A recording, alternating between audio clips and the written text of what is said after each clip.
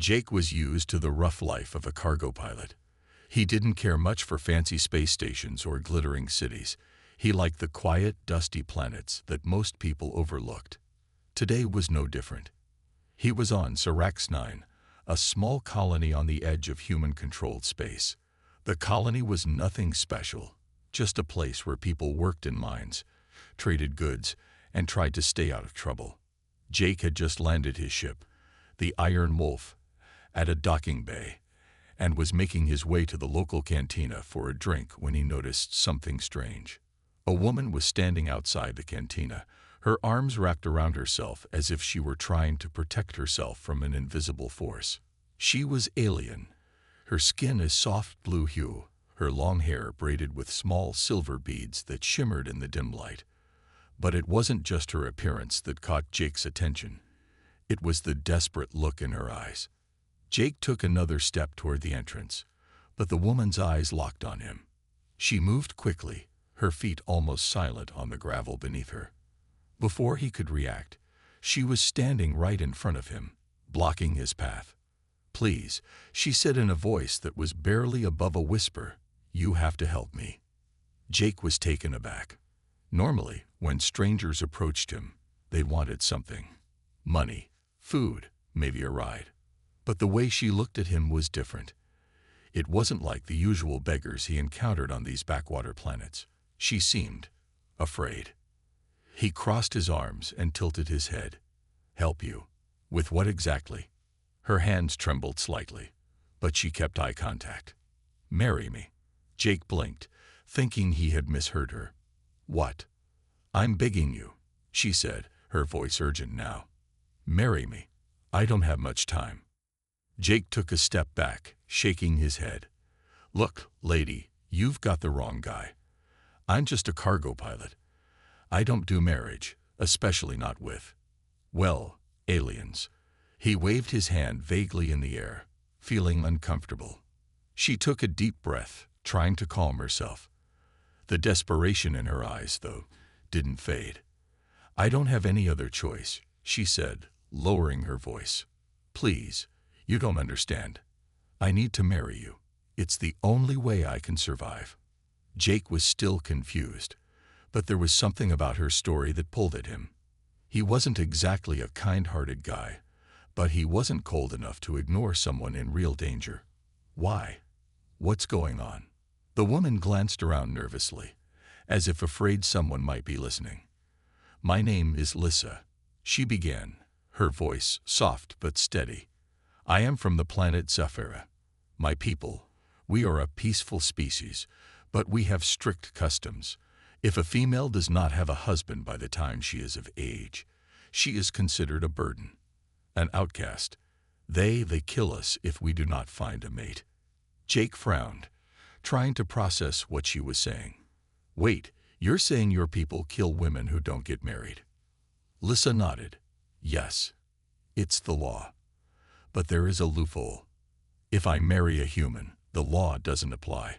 I would be protected." Jake couldn't believe what he was hearing. It sounded insane. "So you want me to marry you just so you can escape some weird law on your planet?" "I know it sounds strange," Lissa said quickly, "but it's the only way. I've already run away from home, but I've been hunted ever since. The man they want me to marry, he is dangerous. I can't go back to him.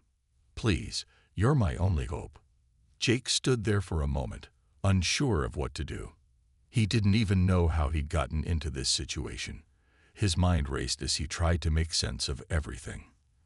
The idea of marrying an alien woman to save her life was beyond anything he had ever imagined. But there was something in her eyes, something genuine, that made him pause. "I don't know," Jake muttered, scratching the back of his neck. "I mean, I'm just a pilot. I don't get involved in whatever this is. I've got enough problems of my own." Lissa's eyes filled with tears, and she took a step closer to him. "Please, I'm begging you. Without your help, I will die." Jake stared at her for a long moment. The look in her eyes was too real to ignore. He sighed and rubbed his face. He wasn't a hero. Hell, he wasn't even a nice guy. But he couldn't stand by while someone was in danger. "All right," he said finally, his voice low. "I'll help you. But this doesn't mean I'm agreeing to marry you. I'll listen to your story, but no promises." Lissa's face lit up with relief, though she didn't smile. "Thank you. You don't know what this means." "So," Jake said, leaning forward, trying to break the silence, "I've heard your story, but I still don't get it. Why me? Why marry a human? What makes that so special?" Lissa sighed, lowering her eyes for a moment, as if choosing her words carefully. "You don't understand. On my planet, the Zephyrins, we value unity and order above everything. Our laws are strict. But humans, you're different. You don't live by the same rules. You value freedom, independence, and individuality. If I marry a human, it doesn't matter what my people think. I'll be safe." Jake blinked, trying to wrap his head around it. "So, because humans aren't bound by your laws, if I marry you, your people can't touch you." Lissa nodded, her eyes full of quiet hope. "Exactly. That's why you're my only choice. The merchant who's chasing me. He can't do anything if I'm married to a human." Jake rubbed his chin, thinking. This was crazy. A human marriage to protect an alien woman from her planet's laws. It was something out of a space opera. But in the end, the fact remained. Lissa had nowhere else to turn. And though Jake didn't know why, a part of him didn't want to let her face whatever was coming along. "So what's the catch?" Jake asked. "You want me to marry you, but what happens after that? I don't know anything about your people or their laws. What happens to me? What do I get out of this?" Lissa looked uncomfortable. She hesitated before speaking, clearly reluctant to answer. "The marriage, it won't be easy for you. I don't expect it to be. You'll have to stay with me. You'll have to protect me from the merchant and his men. And if he finds us..." She trailed off, unable to finish the sentence. The fear was back in her eyes. Jake thought for a moment. "So you're asking me to put my life on the line for some stranger? That's a big ask, Lissa. What if I don't want to get tangled up in this mess?" Lissa met his gaze, her voice soft but determined. "I know it's a lot to ask, but I've already run from everything I've ever known. If I don't get your help, I'll be hunted for the rest of my life. The merchant will stop at nothing to find me.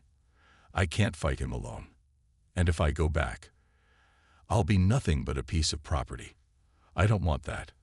I want to live. I want to have a future." Jake paused. The words hit harder than he expected. He wasn't used to being anyone's hero, but the pain in her voice was impossible to ignore. Maybe he didn't understand her planet or her laws, but he knew what it felt like to be desperate, to feel like you had no options left. "All right," Jake said finally, exhaling deeply. "I'll do it. I'll marry you. But just so we're clear, I'm not doing this out of some noble sense of duty. I'm doing it because you need help, and I don't like seeing people get dragged down." Lissa's face lit up with a mixture of relief and gratitude.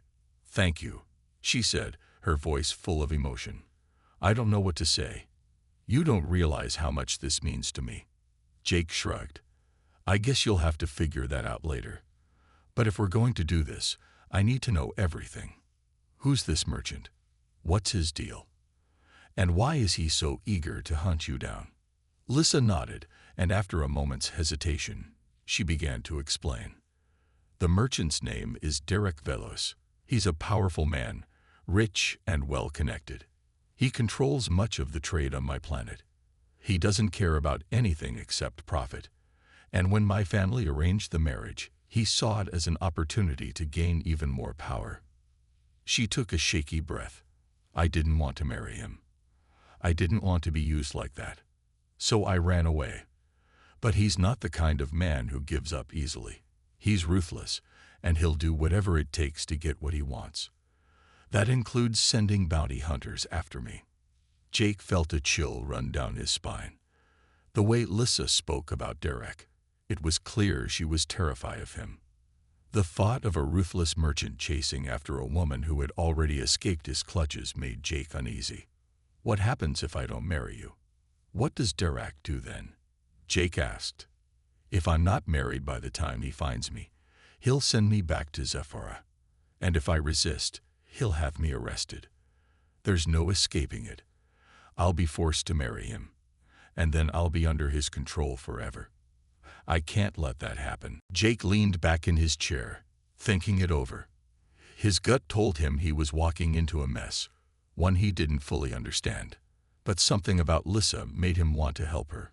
She wasn't just asking for a favor. She was asking for a chance at survival. You know, Jake said, rubbing his temples, this whole thing still feels crazy. A human marriage to save you from your people's laws. It's something out of a bad movie. Lissa's eyes softened, and she gave a small smile. I know it sounds strange. I never thought I'd be asking a stranger for help like this. But I don't have a choice. And neither do you. Once we're married, you'll be legally bound to protect me. I'll be safe, and you'll have a claim on me. But it has to be real. It can't be some fake ceremony. Jake leaned forward again.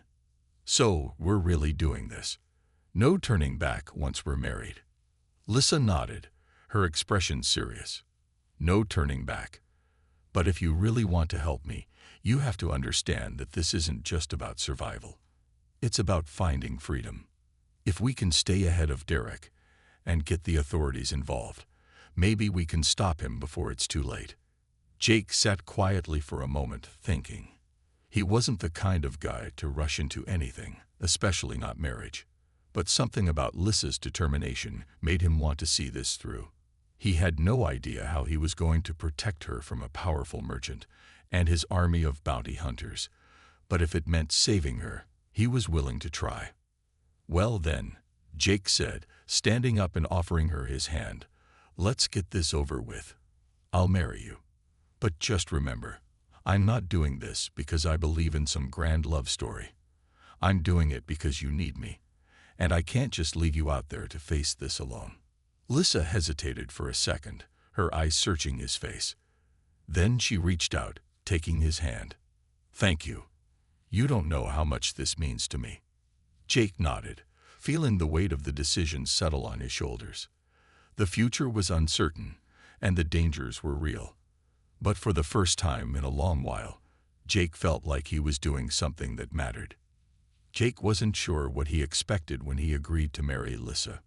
Maybe he thought they'd have a quiet ceremony, a few papers signed, and then life would go back to normal. But as soon as they made the decision, everything started moving faster than Jake could keep up with. They didn't have time for a big ceremony or any fancy legal process. There was no time to waste. The longer they waited, the more likely it was that Derek Velos, the merchant who was hunting Lissa, would catch up to them. The clock was ticking. After they made the decision, Jake took Lissa to his ship, the Iron Wolf, hoping to get away from the planet as quickly as possible. He didn't know exactly where they were headed, but anywhere that wasn't Zarax-9 seemed like a good idea. The ship was built for speed and stealth, and he figured it was their best chance of getting away without being tracked. As they made their way through the spaceport, Jake couldn't help but feel the weight of what they were doing. They were both stepping into the unknown, and neither of them knew what the future held. But there was no turning back now. Lissa walked silently beside him, her face drawn with concern. Her usual confidence had vanished, replaced by a look of deep worry. She kept looking over her shoulder, as if she expected someone to jump out of the shadows at any moment. Jake couldn't blame her. If she was right about Derek, then there was a very real chance they would be hunted the moment they left the planet. Once aboard the Iron Wolf, Jake quickly began running through pre-flight checks. The familiar hum of the ship's engines calmed him for a moment, but it wasn't enough to shake off the feeling of tension in the air. Lissa sat in one of the seats near the back of the cockpit, watching him with wide eyes, still unsure of what would happen next. "Are you sure this is going to work?" she asked, her voice barely a whisper. Jake glanced back at her, trying to give her a reassuring smile. "I've been through worse. We'll be fine. We just have to stay ahead of whoever's chasing us. The ship's fast, and I know how to hide in places where no one will find us." Lissa nodded but didn't seem convinced. I hope you're right. The engines roared to life, and Jake guided the Iron Wolf into the sky. The spaceport faded quickly into the distance, and the planet itself shrank beneath them. Jake couldn't shake the feeling that they were being watched, but he didn't dare look back. He had to focus on the mission at hand, getting away from Zirax 9 without anyone noticing. They jumped into hyperspace, the stars stretching into lines as the ship accelerated faster than the speed of light. For a moment, it felt like they were safe, but Jake knew better. The chase was just beginning. The first few hours were quiet. They traveled through the cold emptiness of space, trying to put as much distance between themselves and Zirax 9 as possible. But Jake knew they couldn't keep running forever. Sooner or later, Derek would find them. It was only a matter of time. Jake set the autopilot and made his way to the small galley at the back of the ship.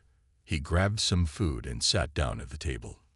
Lissa joined him shortly after, her face still tense. I'm sorry you're caught up in all this, Jake said, breaking the silence. I didn't expect it to get this crazy. Lissa shook her head. It's not your fault. You didn't ask for any of this. I'm the one who brought you into it. Jake shrugged. Doesn't matter. You needed help, and I gave it. I'm not backing out now. There was a long pause as they ate in silence. Neither of them was particularly hungry, but the food helped pass the time.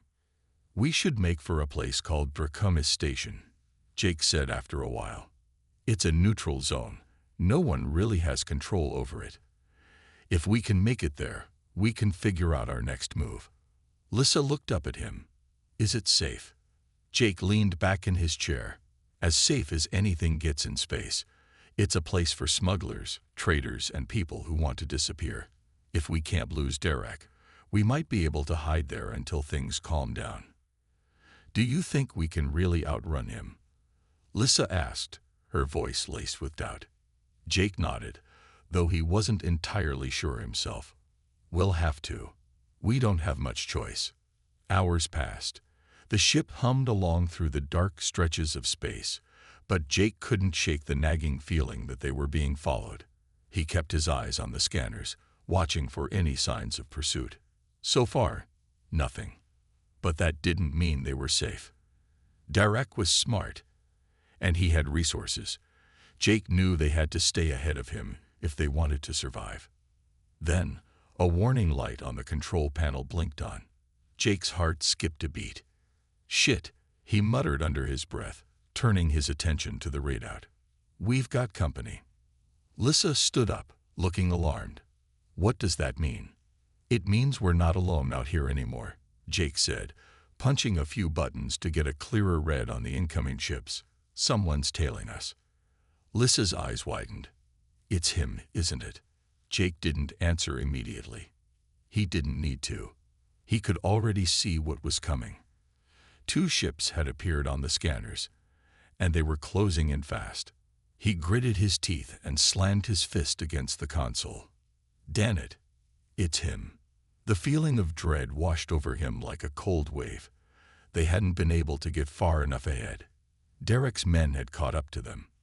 We need to lose them, Jake said, his voice low and steady, though his mind raced. Hold on tight. He grabbed the controls and veered hard to the left, sending the ship into a sudden roll. Lissa grabbed onto the seat, her knuckles white, as the ship shook from the sharp maneuver. Jake threw the ship into a series of evasive maneuvers, trying to shake off the 2 ships tailing them. He could see them on his radar, closing in with every second. The Iron Wolf was fast, but the 2 ships following them weren't slow either. They were determined, and that meant trouble. Lissa gripped the seat even harder, her face pale. What do we do now? Can we outrun them? Jake didn't answer right away. He was too busy calculating their next move. The only chance they had was to reach Draconis Station, but there was no way they'd get there with these ships on their tail. There's an asteroid field up ahead, Jake said finally, his mind working quickly. We can use it to hide. If we get in there, the radar won't be able to pick us up as easily. It's our best shot. Lissa nodded, her expression tight with fear. Do it. Jake pulled back on the controls, aiming the ship toward the asteroid field that loomed in the distance. The large rocks, floating aimlessly in space, created a dangerous maze, but it was their only hope. The ships behind them were closing in fast. Jake's heart raced as he maneuvered the Iron Wolf into the asteroid field. The ship jerked and twisted as he dodged huge chunks of rock, narrowly avoiding collisions. Lissa's breath came in short, terrified bursts as she watched the asteroids fly past them at terrifying speeds. For a few moments, it seemed like they might have lost their pursuers. The asteroid field was dense, and the ships following them had to slow down to avoid crashing. But Jake knew better than to relax. Then came the worst sound he could have imagined. Blaster fire. A loud bang echoed through the ship as one of the pursuing ships fired a laser blast. The blast missed, but it was close. Too close. We need to get out of here, Jake shouted, throwing the ship into another roll to avoid another shot. He gritted his teeth, focusing on getting through the asteroid field and finding a way out. Lissa's voice shook. What if we don't make it? Jake didn't answer. He couldn't afford to think like that.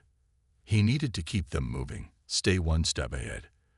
The chase was on, and it wasn't going to stop until either they made it to Pracanis Station or Derek caught up with them. Jake was starting to feel the weight of their situation. The chase had been relentless, and as they neared Draconis Station, he couldn't shake the feeling that they were being followed. The pursuit had been close, too close for comfort. The asteroid field had bought them some time, but they couldn't afford to stop now. Their plan was simple: get to the station, lay low, and try to lose Derek Velos once and for all. But there was something else that weighed on Jake's mind: the marriage. As strange as it was, he had agreed to marry Lissa, and it wasn't just some simple formality. They needed it to be real, something that would hold up against the laws of her people. That meant they had to make it official. The more Jake thought about it, the more complicated it seemed. They weren't just running from Derek. They were about to take part in an alien custom that neither of them truly understood. Lissa had been quiet for most of the journey, her eyes constantly scanning the stars outside the window, her thoughts clearly far away. She wasn't the confident woman who had bargained for his help anymore. In her place was someone more vulnerable, uncertain about what the future would hold. And in a way, Jake could relate. He wasn't sure what was coming either. Pracanis Station finally came into view, a massive station surrounded by floating debris, abandoned ships, and the occasional pirate vessel. It was a place for people on the run, where the laws of the galaxy didn't apply, a haven for smugglers and outcasts. Jake set the ship down in a remote docking bay, making sure the landing was as smooth as possible. Once the ship was docked, they both stepped out into the dim, sterile corridor of the station. Lissa looked around, her eyes scanning the place nervously. It was unlike anything she had seen before. This was no friendly place. It was a haven for criminals, people who lived in the shadows. We need to find somewhere safe, Jake said, glancing around. He didn't like how quiet it was, how empty the station seemed. It was too easy to get lost in places like this. I know a place where we can hide for a bit, but we have to move fast. Lissa nodded, still uneasy. What about the marriage? Do we just find a priest or something? Jake hesitated. He didn't know how this worked. What did it even mean to marry someone in her culture? He had agreed to it because it was their only chance at survival, but that didn't make it any less confusing. We'll figure it out.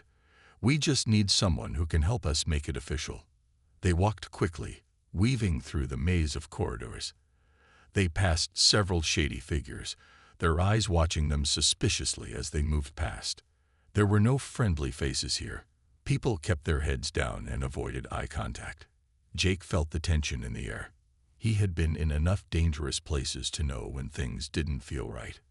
After a few turns, they reached a door marked with a faded sign. Bishop Baroche, efficient for all occasions. Well, this looks promising, Jake said, giving Lissa a quick glance before pushing open the door. Inside, the room was dimly lit, with piles of paperwork stacked high and various alien artifacts scattered around the shelves. Behind a desk sat an older man with a grizzled face, his skin a pale green that seemed to glow faintly in the dark room. "Can I help you?"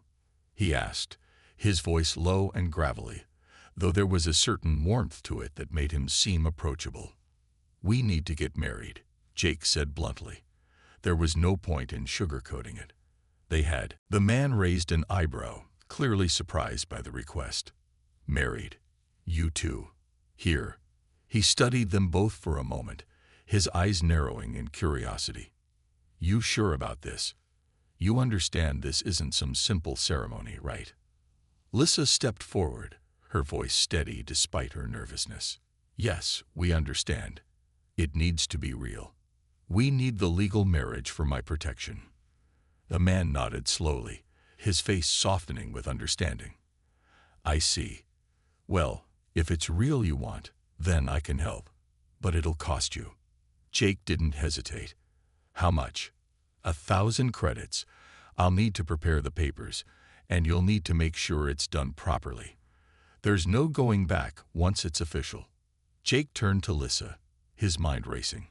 They had enough credits, barely, but this was one more thing that tied them to the station. It made them more vulnerable, more exposed. But there was no turning back now. "Do it," Jake said, turning back to the officiant. "We don't have time to waste." Bishop Arosh nodded, standing up from his desk and motioning for them to come closer. He began pulling out a series of papers from a drawer, his hands moving deftly as he prepared everything for the ceremony.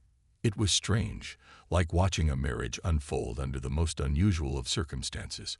Jake wasn't sure what was going to happen next, but he had to trust that this was the only way to keep Lissa safe. Lissa stood next to him, her hands trembling slightly. She wasn't meeting his gaze, her eyes focused on the papers Arosh was laying out in front of them. She was silent, lost in her thoughts, and Jake couldn't help but feel the weight of what they were about to do. He wasn't even sure what it meant to marry her in her culture. Was this just a legal formality, or was it something deeper, something they both had to commit to emotionally? Arosh cleared his throat, breaking Jake's thoughts. "All right. The marriage will be simple. You'll exchange vows, sign the papers, and I'll officially register it. You two will be bound by the laws of the galaxy from this point forward. No one can undo it unless you both agree." Jake glanced at Lissa, his heart racing. He wasn't sure what he was doing. But looking at her, at the fear in her eyes, he knew this was the right thing to do. This wasn't about love or romance. It was about survival. It was about giving her a chance to live without the threat of being controlled by Derek. "Are you ready?" Bishop Arosh asked. Jake nodded, his throat dry. "Let's get this over with." Lissa hesitated, but then she nodded as well. "Yes." Arosh smiled, though there was a certain sadness in his eyes. "All right, let's begin." He spoke a few words in a language Jake didn't understand, and then turned to them. "Do you, Jake of Earth, take Lissa of Zafara to be your lawfully wedded wife, to protect her, cherish her, and honor her for as long as you both shall live?" Jake didn't have to think about it. He knew what this meant for Lissa. He wasn't marrying her for love, but he was marrying her for her safety, and that was enough. He nodded firmly. "I do." Arosh turned to Lissa. "And do you, Lissa of Zafara, take Jake of Earth to be your lawfully wedded husband, to honor, trust, and rely on him for as long as you both shall live?" Lissa's eyes filled with emotion as she looked up at Jake. "I do," she whispered, her voice steady but soft. The officiant nodded, and with a small smile, handed them the marriage certificate. "It is done." Jake felt a strange mix of emotions. He didn't know what to say or how to feel. He had just married an alien woman he barely knew, in a strange place, under the most unusual circumstances. The weight of it didn't quite hit him at first, but as he looked at Lissa, something shifted in him. This wasn't just a contract. This was their bond, and no matter how strange it was, it meant something. Lissa looked at him, her expression softening. "Thank you, Jake," she said, her voice trembling. "You don't know what this means to me." The words hit Jake like a punch to the gut. For a moment, he couldn't process what she had just said. Lissa's daughter. But that didn't make sense. Lissa was young, far too young to be the daughter of someone like Derek Velos. She was strong, independent, and defiant. Everything he imagined someone like her would be. But this was different. "I know this must be hard to understand," Lissa continued, her voice barely above a whisper. "But my mother, she was a high-ranking officer in the Zephyrin military. She died when I was young. But before she passed, she uncovered something that could bring down the entire council." Jake leaned forward, his mind racing. This was bigger than he had thought. "What was it? What did your mother find?" Lissa's eyes darkened, and for a moment she looked almost haunted. She found evidence that the council was planning to manipulate the galaxy's resources for their own gain. They were using their power to control entire planets, to force other species into submission. She was going to expose them, but before she could, Derek had her killed. Jake's stomach twisted in knots. This wasn't just a family feud or a power struggle. This was about life and death on a galactic scale. "And you?" "I was supposed to carry on her work," Lissa said, cutting him off. "She left me everything, every piece of information, every plan. But when I found out what Derek was really planning, I knew I had to run. I couldn't let him get his hands on it, and I couldn't let him control me either." Jake took a deep breath, trying to take it all in. He had always known that Lissa was running from something, but he never imagined it was this big. She wasn't just running from a cruel merchant. She was running from the entire power structure of her people. "I didn't want to tell you," Lissa continued, her voice trembling. "I thought it would only make things worse, but I can't keep hiding it from you. You're involved now, and if Derek finds out about you, he'll come for you too." Jake stood up and walked over to the small window of their safe house, staring out at the dark, vast emptiness of space. His mind was spinning. He had agreed to help Lissa without fully understanding what that meant. But now he saw the full picture. Derek Velos wasn't just after her because she was a runaway or a thief. He was after something far more valuable. A secret that could change the fate of entire worlds. "I didn't sign up for this, Lissa," Jake said, his voice rough. "This is bigger than anything I've ever dealt with. This isn't just about surviving. This is about taking down an empire." Lissa nodded, her eyes filled with unused tears. "I didn't ask for this either, Jake. But now we don't have a choice.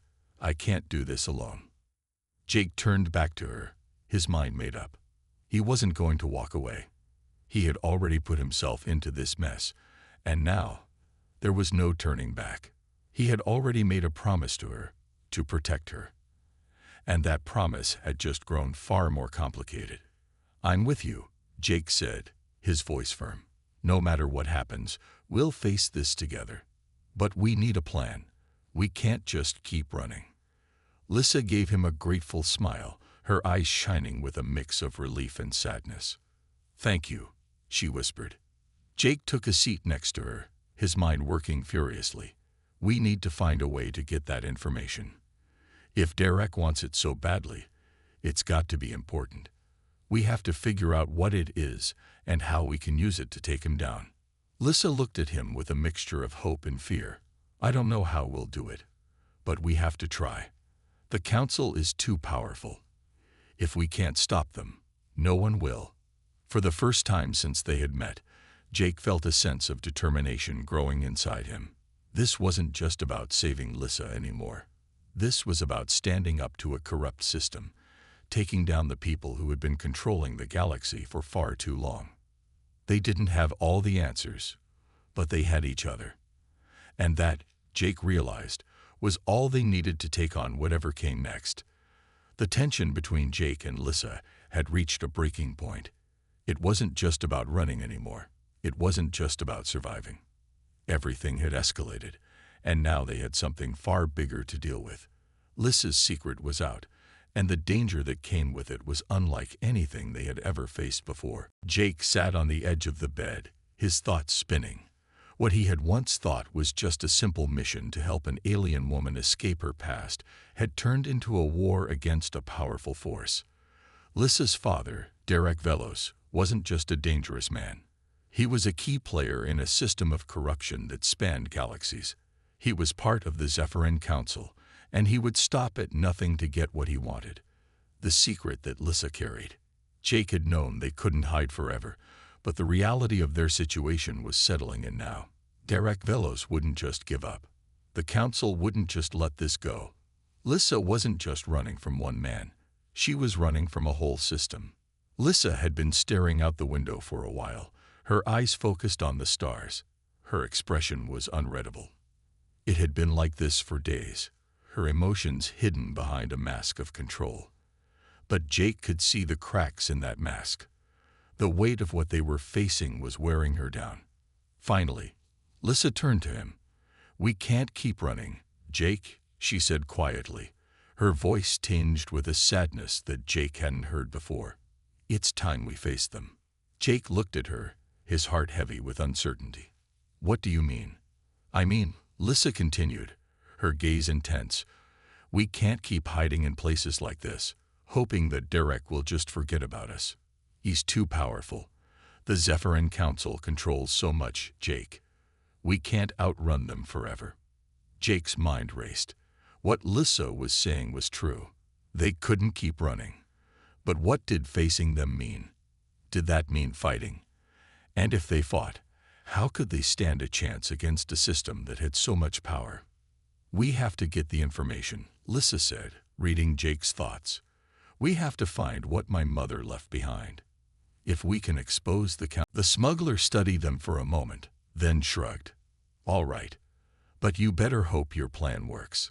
Zephyra isn't a place you can just waltz into, especially with a couple of fugitives." "We're not planning to waltz in," Jake replied. "We're planning to sneak in and get what we need before anyone notices." Lissa stepped forward, her voice steady. "We don't have time to waste. The sooner we leave, the better." The smuggler raised an eyebrow, but said nothing more. He turned and gestured for them to board the ship. As the ship lifted off from Draconis Station and began its journey toward Zephyra, Jake felt the weight of the mission settle heavily on his shoulders. There was no turning back now. They were committed, and failure wasn't an option. They had to succeed. The trip to Zephyra was uneventful, but the closer they got to the planet, the more Jake could feel the tension building. Zephyra was a place of power, and Derek Villa's reach extended far beyond the council. It was dangerous, but it was also their only hope. When they finally arrived in orbit around Zephyra, Jake and Lissa exchanged a look. This was it. The time had come. "Ready?" Jake asked, his voice quiet but determined. Lissa nodded, her expression resolute. "Let's do this." They descended into the planet's atmosphere, the ship shaking slightly as they passed through the layers of clouds. The air felt thick, heavy with the weight of everything that had led them here. Jake knew that what happened next would change everything. The reckoning was coming, and they would either be part of it, or they would be crushed by it.